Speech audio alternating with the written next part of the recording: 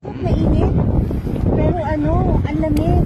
Tapos, ano siya, parang alam mo yung kung sa Manila, parang Tagaytay. Kaya parang mas mahangin pa dito. And syempre, fresh air. And itong lake, napakaganda. Tapos, warm na mga tao. Very peaceful. So, talagang I can see guys safe pumunta dito sa Lanao del Norte, especially dito sa Ma'am, hindi kayo dalawang isip na tanggapin yung movie offer sa inyo? Hindi naman kasi first kasi si Direk Buboy, nakasama ko na sa dalawang pelikula. I trust him, and yung sa production si Ate Sheila, matagal ko na rin kilala, and then si Mayor, I met him.